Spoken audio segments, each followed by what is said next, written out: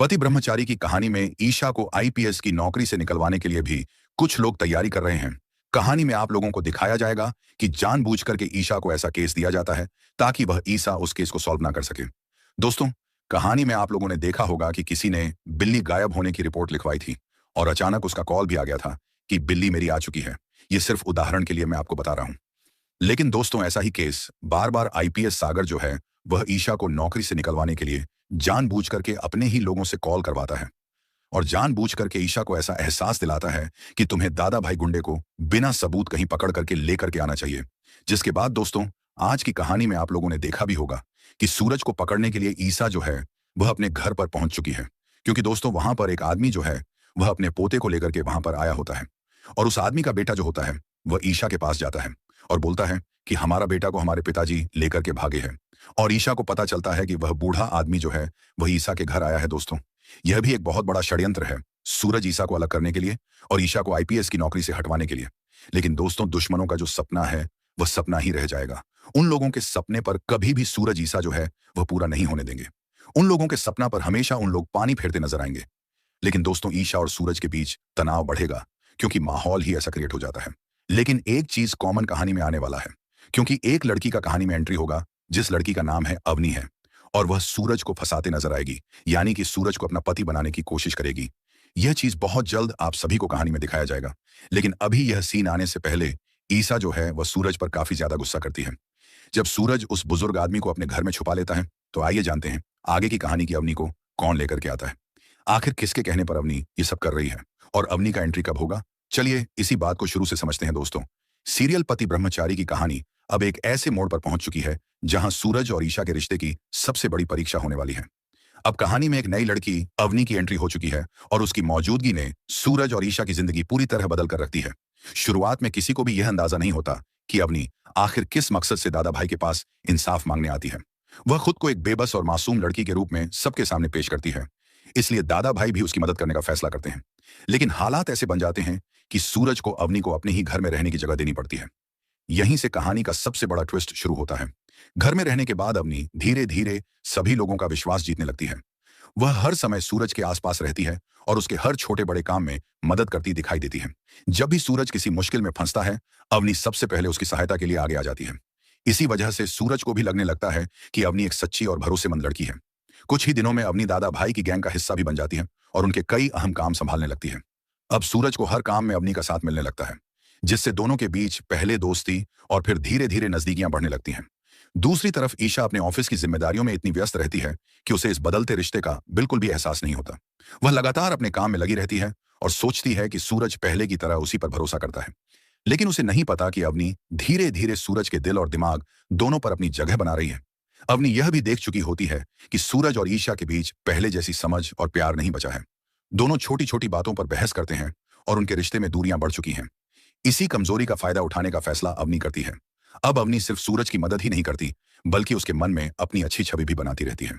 वह हर समय सूरज की तारीफ करती है, उसकी परेशानियों को समझने का नाटक करती है और उसे यह एहसास दिलाती है कि दुनिया में वही एक ऐसी इंसान है जो उसे सही मायने में समझती है। धीरे धीरे सूरज भी अवनी के साथ ज्यादा समय बिताने लगता है।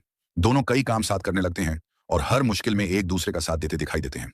यही वजह है कि सूरज का झुकाव धीरे धीरे अवनी की तरफ बढ़ने लगता है। इसी बीच कई ऐसे मौके आते हैं जब ईशा को सूरज के खिलाफ कुछ अहम सबूत मिलने वाले होते हैं, लेकिन हर बार अवनी बीच में आकर सूरज को बचा लेती है। वह बड़ी चालाकी से ऐसे हालात पैदा करती है कि ईशा के हाथ कोई भी सबूत नहीं लग पाता।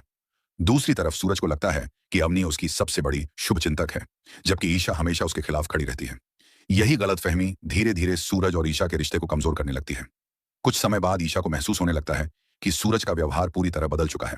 पहले जहां वह ईशा की हर बात ध्यान से सुनता था, वहीं अब वह उसकी किसी भी बात पर विश्वास नहीं करता। अगर ईशा किसी बात को समझाने की कोशिश करती है तो सूरज तुरंत नाराज हो जाता है। इसके उलट अवनी जो भी कहती है, सूरज उसे बिना सोचे समझे सही मान लेता है। ईशा को समझ नहीं आता कि आखिर सूरज इतना बदल कैसे गया। असल में यह सब अवनी की सोची समझी चाल होती है। वह हर दिन सूरज के मन में ईशा के खिलाफ छोटी छोटी गलत फहमियां पैदा करती रहती हैं। कभी वह ईशा की बातों को गलत तरीके से पेश करती है तो कभी ऐसे सबूत दिखाती है जिनसे सूरज को लगे कि ईशा सिर्फ अपनी ही सोचती है। धीरे धीरे सूरज के दिल में ईशा के लिए प्यार की जगह गुस्सा और नाराजगी बढ़ने लगती है। वहीं अवनी सूरज की सबसे भरोसेमंद साथी बन जाती है। आखिरकार वह दिन भी आ जाता है जब अवनी की वजह से सूरज और ईशा के बीच बहुत बड़ा झगड़ा हो जाता है। पूरे परिवार के सामने सूरज ईशा का साथ देने के बजाय अवनी का पक्ष लेता है। यह देखकर घर के सभी लोग हैरान रह जाते हैं। ईशा के लिए यह पल बेहद दर्दनाक होता है, क्योंकि उसे पहली बार एहसास होता है कि सूरज अब उसकी बातों पर भरोसा नहीं करता। वह अकेले में खूब रोती है और सोचती है कि आखिर एक नई लड़की ने इतने कम समय में उसके रिश्ते को कैसे कमजोर कर दिया। लेकिन ईशा हार मानने वालों में से नहीं होती। वह फैसला करती है कि चाहे कुछ भी हो जाए, वह अवनी का असली चेहरा सबके सामने लाकर रहेगी। उसे यकीन हो जाता है कि अवनी जैसी दिखाई देती है वैसी बिल्कुल भी नहीं है। वह समझ जाती है कि अगर उसने समय रहते सच सामने नहीं लाया तो सूरज हमेशा के लिए उससे दूर हो जाएगा। इसलिए अब ईशा चुपचाप अवनी की हर गतिविधि पर नजर रखना शुरू कर देती है। दूसरी तरफ अवनी को भी यह एहसास हो जाता है कि ईशा को उस पर शक होने लगा है। इसलिए अब वह अपनी अगली चाल चलती है। वह सूरज के सामने ईशा की ऐसी छवि बनाने की कोशिश करती है जिससे सूरज हमेशा के लिए ईशा से नफरत करने लगे। अवनी बड़ी चालाकी से सूरज के मन में यह बात बैठा देती है कि ईशा अब एक ईमानदार ऑफिसर नहीं रही, बल्कि रिश्वत लेकर लोगों को परेशान करती है। हालांकि यह पूरी तरह झूठ होता है, लेकिन अवनी इतने सबूत और परिस्थितियां तैयार कर देती है कि सूरज को उसकी बात सच लगने लगती है। अब सूरज का गुस्सा पहले से भी ज्यादा बढ़ जाता है। वह ईशा पर भरोसा करना छोड़ देता है और दोनों के बीच लगभग हर दिन बहस होने लगती है। उनके झगड़ों से पूरा परिवार परेशान रहने लगता है। घर का माहौल भी खराब हो जाता है, लेकिन अवनी को इससे कोई फर्क नहीं पड़ता। उसका असली मकसद सिर्फ इतना होता है कि सूरज और ईशा का रिश्ता पूरी तरह टूट जाए। अब अवनी की नजर ताई मां पर जाती है। उसे पता होता है कि अगर ताई मां का विश्वास जीत लिया तो सूरज को अपने पक्ष में रखना और भी आसान हो जाएगा। इसलिए वह ताई मां की खूब सेवा करती है, उनकी हर बात मानती है और उनसे बेहद प्यार से पेश आती है। धीरे धीरे ताई मां भी अवनी को पसंद करने लगती हैं। उन्हें लगता है कि अवनी बहुत संस्कारी और समझदार लड़की है, जबकि ईशा पहले जैसी नहीं रही। यही बात ईशा की मुश्किलों को और बढ़ा देती है। अब कहानी बेहद दिलचस्प मोड़ पर पहुंच चुकी है। एक तरफ अवनी अपनी हर चाल में कामयाब होती दिखाई दे रही है, तो दूसरी तरफ ईशा अपने टूटते रिश्ते को बचाने के लिए हर संभव कोशिश कर रही है। सवाल यह है कि क्या ईशा समय रहते अवनी की सच्चाई सूरज और पूरे परिवार के सामने ला पाएगी? क्या सूरज को अपनी सबसे बड़ी गलती का एहसास होगा, या फिर अवनी अपनी साजिश में पूरी तरह सफल होकर सूरज और ईशा को हमेशा के लिए अलग कर देगी? आने वाले एपिसोड में इन सभी सवालों के जवाब मिलने वाले हैं और कहानी में कई ऐसे धमाकेदार ट्विस्ट देखने को मिलेंगे जो दर्शकों को आखिर तक बांधे रखेंगे। इधर ईशा को अब पूरा यकीन हो जाता है कि अवनी कोई बहुत बड़ा खेल खेल रही है, इसलिए वह चुपचाप अवनी की हर हरकत पर नजर रखना शुरू कर देती है। एक दिन ईशा को अवनी की कुछ ऐसी बातें सुनने को मिलती हैं जिनसे उसे शक और भी गहरा हो जाता है। लेकिन जैसे ही ईशा सच जानने की कोशिश करती है, अवनी अपनी चालाकी से सारे सबूत मिटा देती है। दूसरी तरफ वह सूरज के सामने ऐसा नाटक करती है कि जैसे ईशा ही उसे बिना वजह परेशान कर रही हो।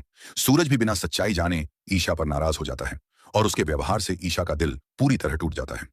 उधर अवनी अब परिवार के बाकी लोगों का भरोसा जीतने में भी सफल होने लगती है। ताई मां भी उसकी तारीफ करने लगती हैं, जिससे ईशा खुद को घर में बिल्कुल अकेला महसूस करने लगती है। लेकिन ईशा हार मानने के बजाय एक बड़ा फैसला करती है। वह ठान लेती है कि अब अवनी का असली चेहरा सबके सामने लाकर ही दम लेगी। वहीं अवनी भी अपनी अगली साजिश की तैयारी शुरू कर देती है, जिससे सूरज और ईशा के बीच ऐसी गलतफहमी पैदा हो कि दोनों का रिश्ता हमेशा के लिए टूट जाए। अब देखना बेहद दिलचस्प होगा कि सच की जीत होती है या फिर अवनी अपनी नई चाल में भी कामयाब हो जाती है। कहानी में सीन देखना दोस्तों काफी ज्यादा दिलचस्प हो जाएगा, क्योंकि दोस्तों कहानी जो है इसी के साथ काफी ज्यादा इंटरेस्टिंग मोड पर पहुंच जाएगी। लेकिन सूरज ईशा की जिंदगी में कितनी भी परेशानी आती है, पर वह लोग अलग नहीं हो सकते हैं। भले ही कहानी को देखकर ऐसा लगता है कि सूरज ईशा अलग हो जाएंगे, लेकिन दोस्तों आकाश ने जब सूरज ईशा को अलग नहीं कर पाया तो अवनी और आईपीएस सागर क्या चीज है, और सूरज जो है वह बहुत जल्द आईएएस की नौकरी को ज्वाइन करने वाला है। ये चीज आप सभी को सीरियल में देखने को मिलेगा। लेकिन यह सब होने से पहले अभी सूरज ईशा की जिंदगी में काफी ज्यादा कठिनाइयां आता है, और सारी कठिनाइयों को लड़ते हुए एक एक दुश्मनों को खत्म करते हुए सूरज जो है वह आईएएस की ड्यूटी को ज्वाइन करेगा और सूरज ईशा खुशी खुशी रहेंगे। तो उम्मीद है कि आप सभी को यह अपडेट पसंद आया होगा। अगर अपडेट पसंद आया होगा तो हमारे चैनल बीजू का प्रोमो लाइव को सब्सक्राइब कर लीजिएगा, ऐसे ही अपडेट को हमेशा देखने के लिए। थैंक यू सो मच दोस्तों।